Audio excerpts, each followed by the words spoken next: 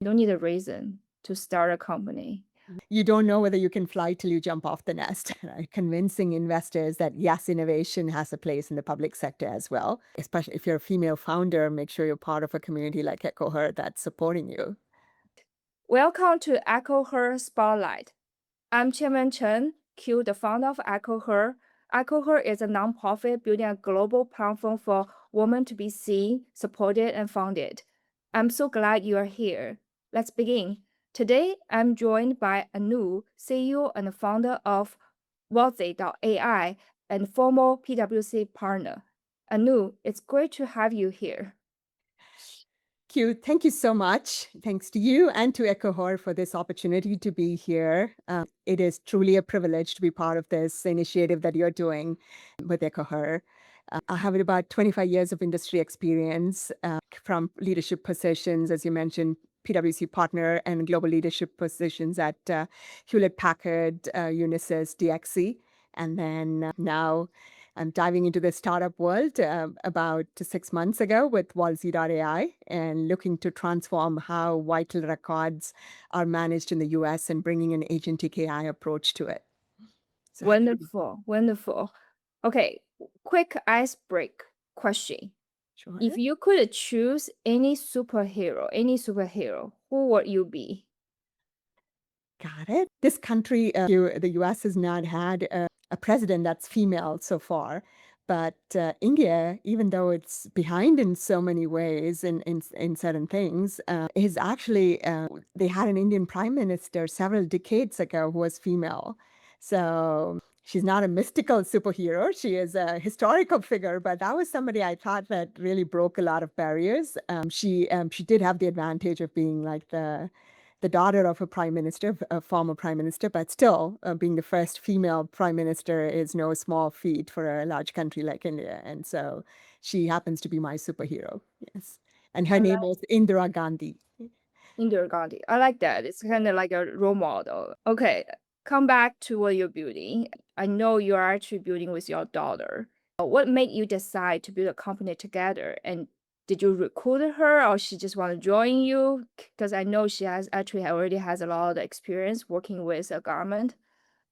That's a great question, Q. And it kind of all fell into place in terms of interest and timing.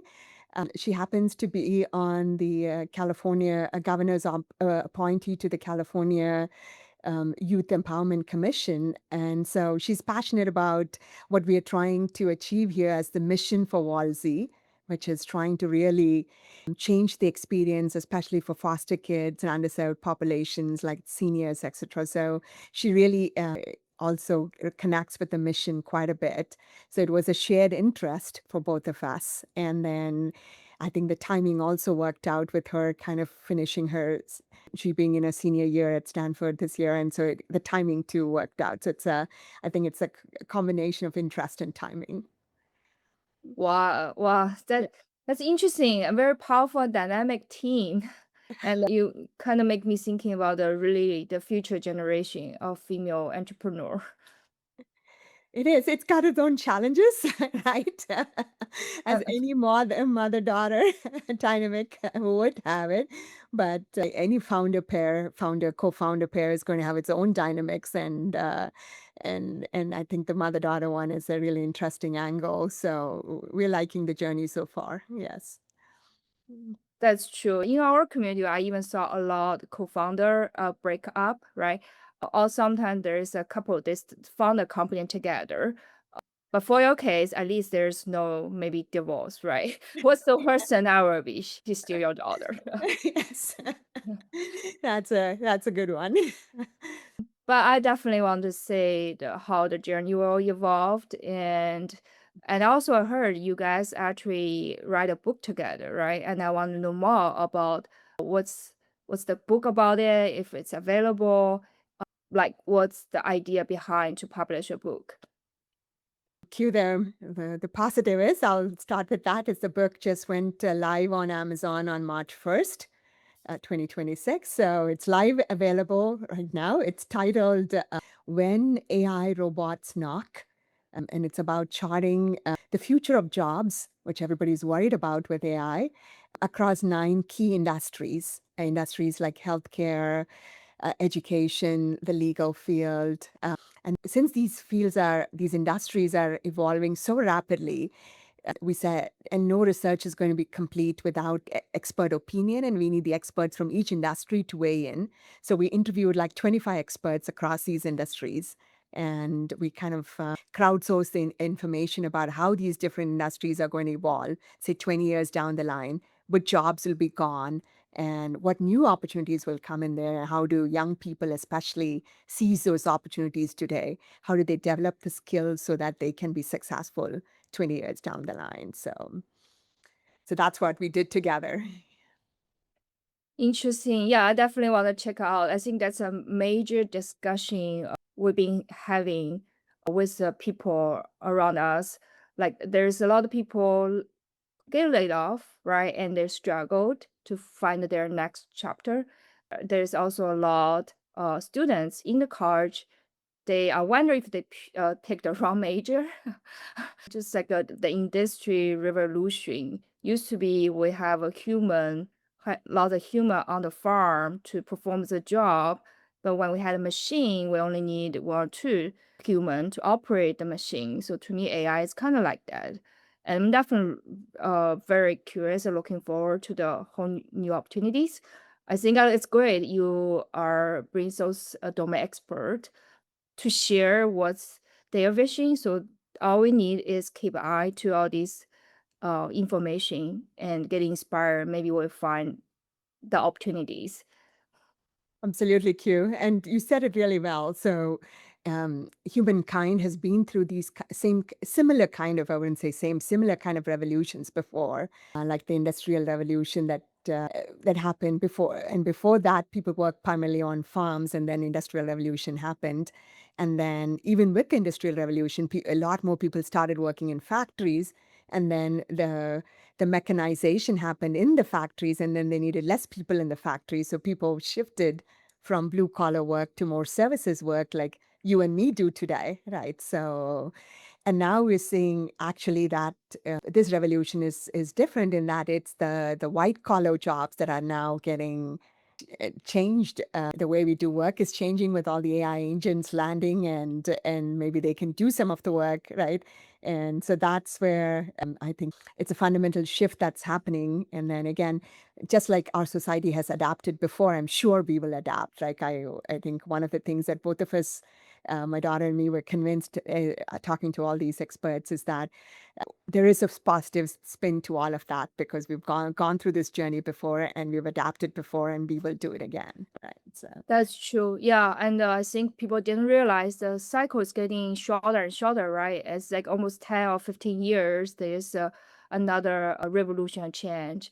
And talking about, you mentioned about the AI is actually taking away the white collars job. yes. And that make me want to ask you, so when did you know it was time to leave PwC and build your own company?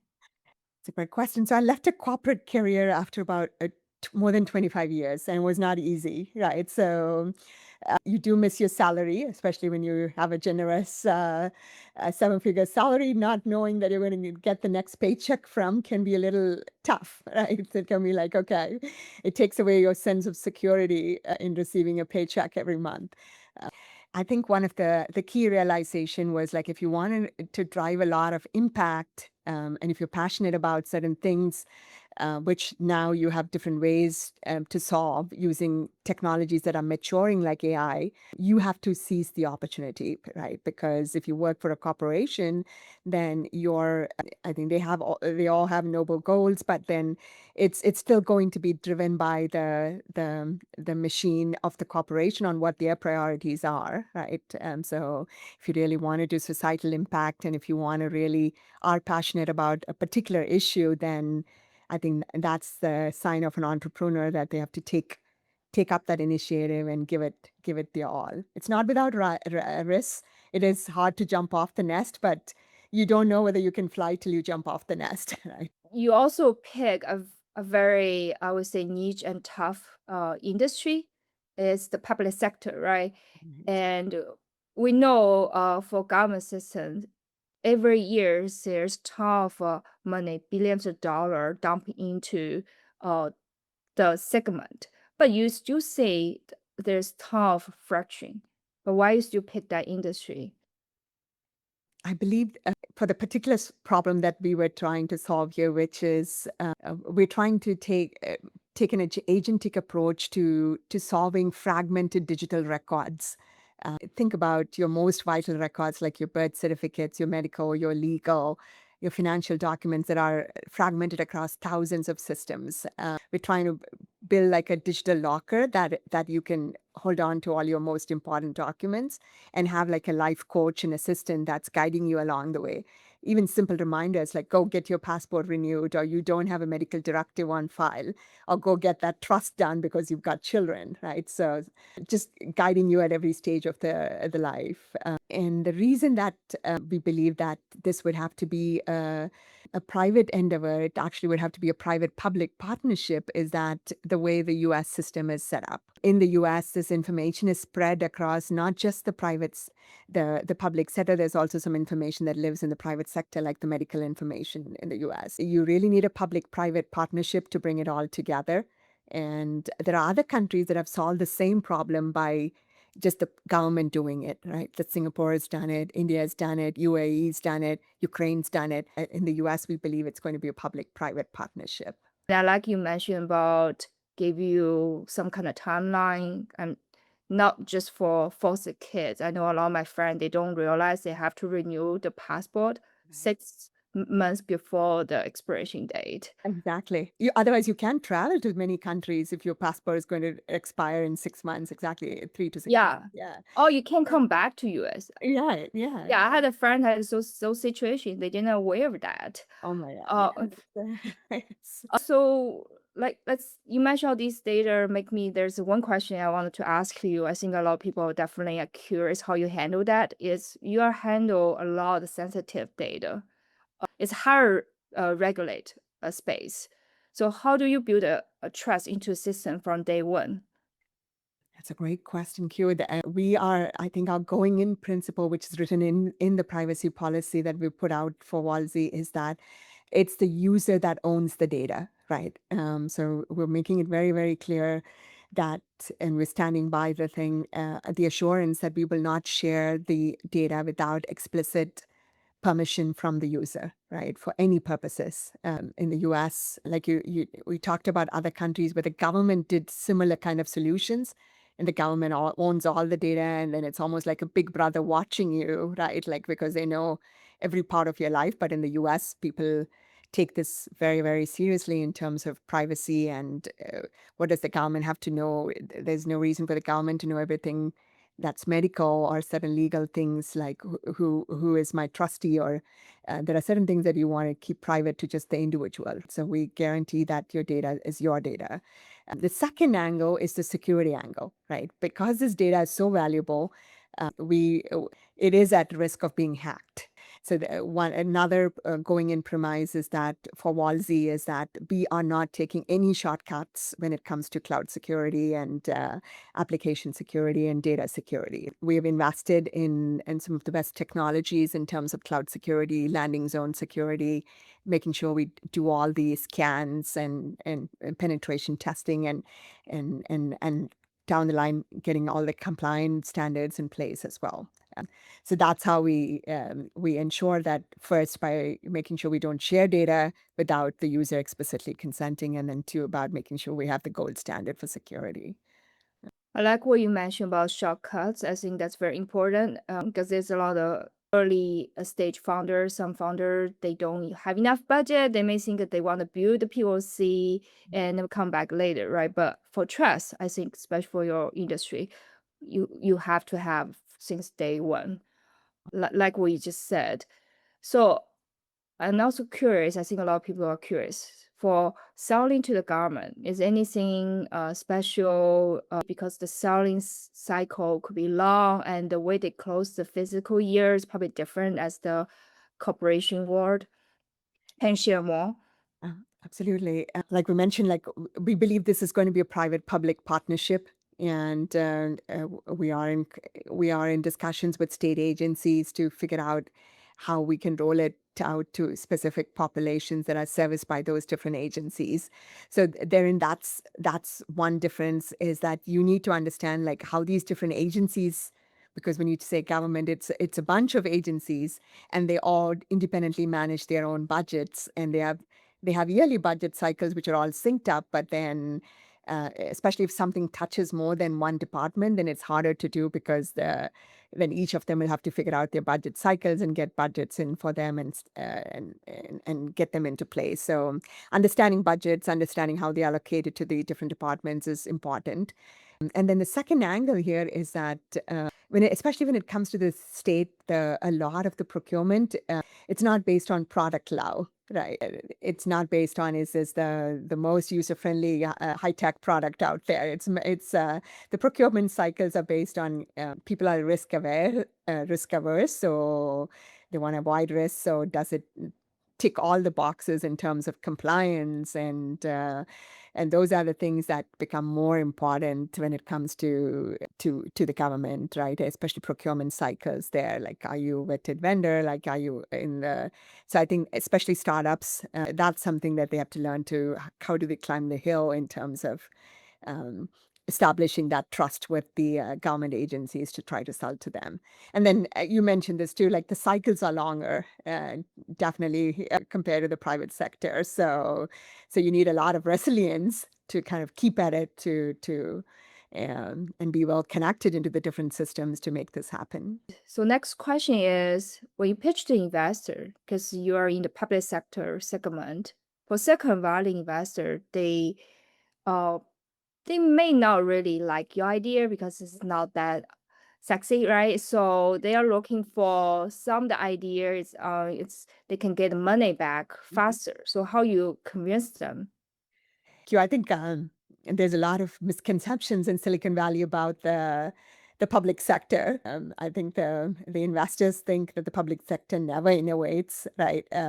And they will not lean into innovation. I think we've discussed this before, in that and some game-changing innovation has come from the public sector, right? Like GPS is an example of, and even the internet that we use every day is an example of what originated in the public sector. So I think one part of it is convincing investors that yes, innovation has a place in the public sector as well.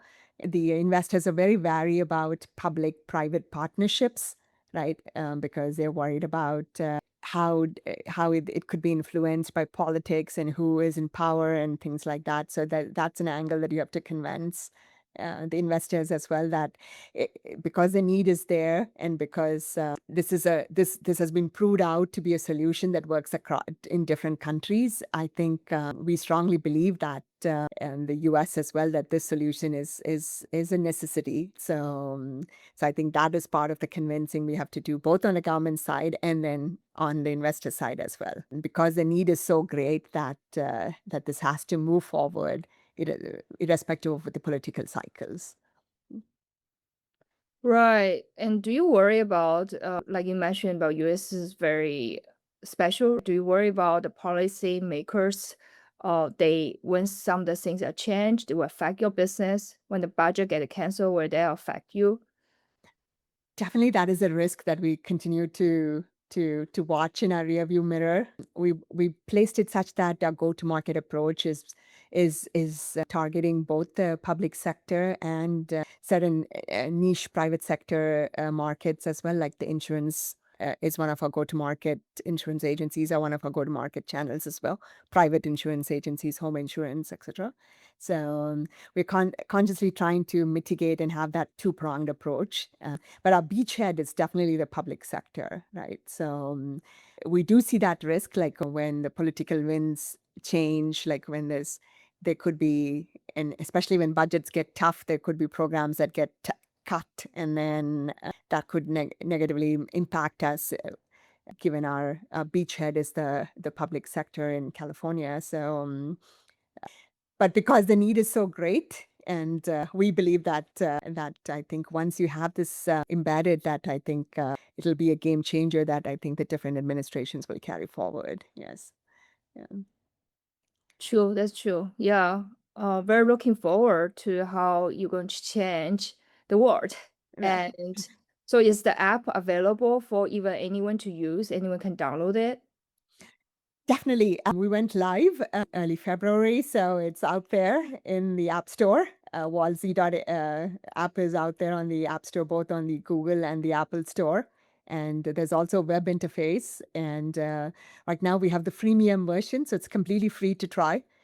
We are releasing some advanced capabilities, and and those would come with the charges. It's a very simple subscription charge of $5 a month, and so that's coming. But right now, what's out there is the freemium version, and we would really, really want the audience to check us out and give us feedback. So who should reach out to you after watching this? You mentioned down the app. Anything else you think everyone from the community can support you? Absolutely. We're still looking for a lot of nonprofits, especially to be partners with us. And even though we're going to market with channels including the public sector, state agencies, and the insurance agencies, we also want to be that trusted partner for nonprofits, especially that serve certain populations like the homeless population or the foster kids population, because you understand the need very much on how these underserved populations, and for example, the populations that the nonprofits that deal with seniors as well, we want to work with the AARP. And so, if you're out there, do reach out to us and how you could partner with us and do more, pilots and give us feedback as well. Last question. What would you say to women who are thinking about starting their own business? That's a good one, Kier. I think I'm definitely not going to sugarcoat it. It's a bumpy road. There are good days and bad days. I'm really grateful for having gone through executive education at Stanford, because it really kind of gave me some muscle memory around things like design thinking, how to really empathize with with the problem and who it affects, because that's where it starts, right? So that would be my advice: is that understand what problem you're solving, and if you're passionate about solving it, and if you're convinced that you have a solution that will make a difference, I think it'll give you the resilience to stay in the game, right? Which is really, really needed for success. And of course, the other big thing is like, even if you're resilient, you need a community to support you, and that's where mechanisms like EchoHer are so important, because you will start feeling lonely, and a founder's journey can be lonely. So be resilient, make sure you have all the tools in the toolbox. And then secondly, make sure you're building your community with, especially if you're a female founder, make sure you're part of a community like EchoHer that's supporting you. Yeah. Thank you. I'm very grateful you are supporting us. I think since I don't remember 2023 when I met you, maybe. Was it 20, it's 2024, 20, has it been that long, Q? Yeah, my memory fade Yeah, away. Because I yeah, remember you were still working with PwC. right. Yeah, and I like what you said. You need a support system for sure. A Really. founder is a lonely journey, and especially woman, and we're facing different kind of culture, sometimes a pressure, society pressure for that. And I like what you just said. And it's very wonderful to have you share the conversation with the community. Certainly.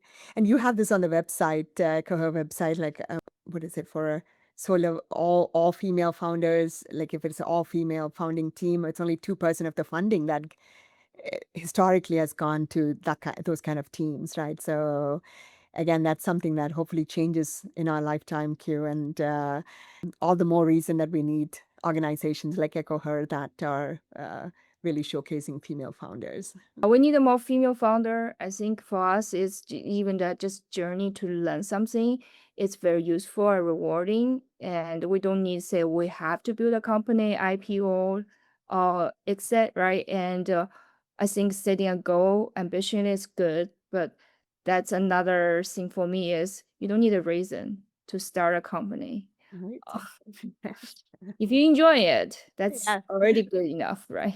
Absolutely, absolutely. You definitely have to it has to be something that you're passionate about, like you said, and you enjoy the journey, right? Because it's going to be a long journey. It's going to be it's something that you have to stay resilient and hopefully you have a good community to support you. Yeah.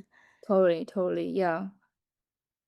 So that's what I will wrap up the conversation today. And thank you, Anu, for joining us. Thank you so much, Q. It's been a wonderful and good luck with everything you're doing with Echo Her and thank you again. Thank you.